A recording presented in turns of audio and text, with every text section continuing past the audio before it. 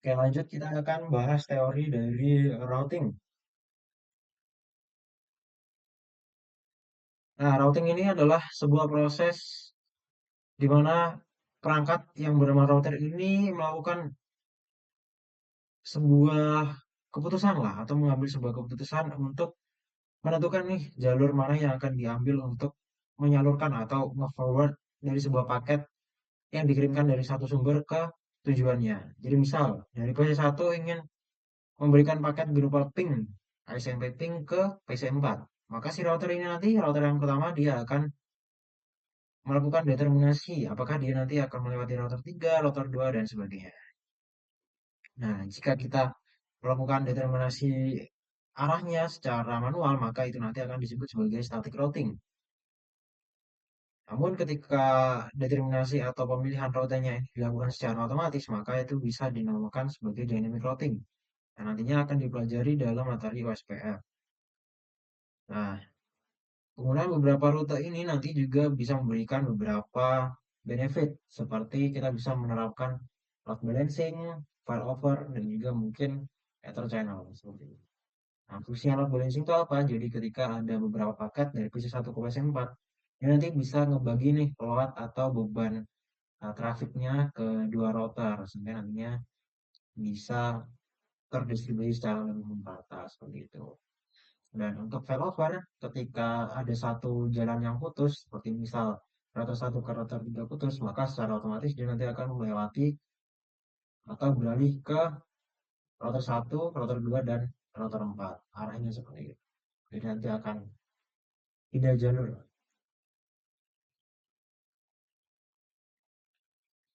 Nah, di router ini dia menyimpan beberapa informasi seperti di switches.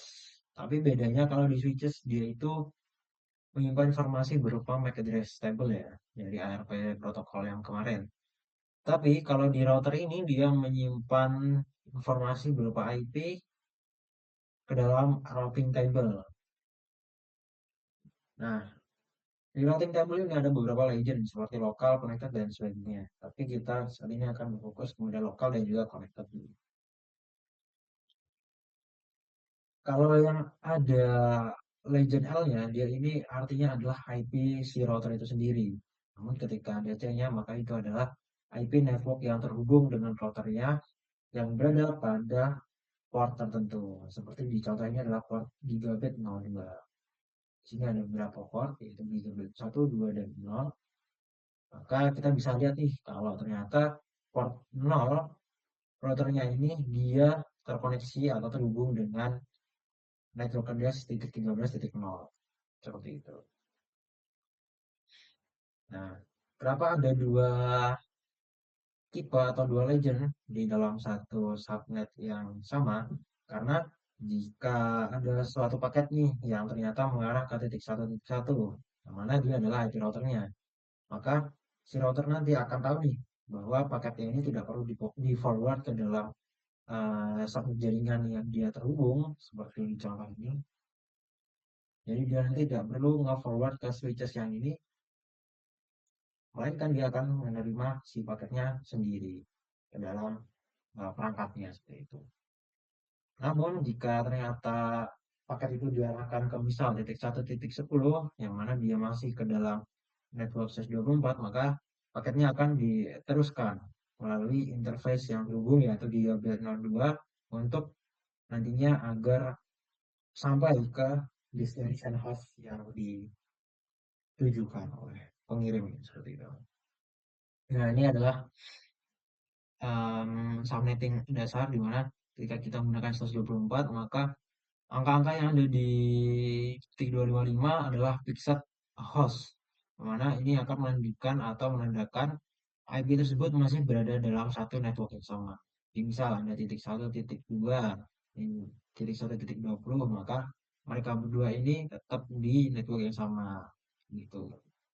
Sedangkan kalau udah yang oktet 255-nya ini berbeda dari yang satu menjadi dua, maka itu sudah terhitung sebagai network yang berbeda.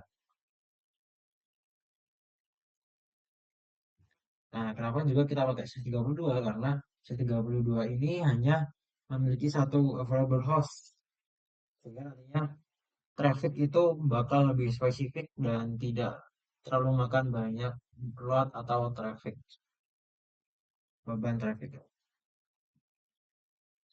Nah, di sini sebagai contoh, jika ada sebuah paket yang ditujukan ke titik satu, tapi dia matches nih atau sesuai dengan dua routing table atau dua jalur yang tersedia di dalam peta si routernya. Kan dia nanti akan memilih lewat jalan yang mana, apakah menggunakan SAS 24 atau SAS 32. Jawabannya adalah menggunakan the most specific matching rules, yaitu SAS 32. Karena si SAS 24 ini dia memiliki sekitar 256 possible different IP host. Sedangkan si SAS 32 hanya satu. Maka dia akan memilih yang lebih spesifik untuk diarahkan jalur pengiriman paket atau informasinya. Nah, ini ada contoh quiz. Teman-teman bisa pause untuk membuat kira-kira di sini destinasinya di mana.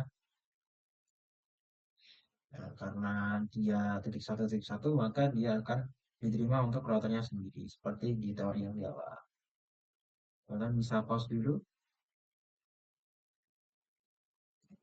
Nah, karena dia didestinasikan atau diarahkan ke titik 3, 13.3, maka dia akan diteruskan lewat interface network yang sesuai dengan tujuan dari si pengirim seperti itu. Lalu ada paket yang menuju titik 1.2044 yang mengarah dari port 3 bit 01, maka dia akan kemana? Nah, dia akan diteruskan ke interface 3 bit 02 untuk mencari nih IP address yang paling sesuai di dalam network titik 1.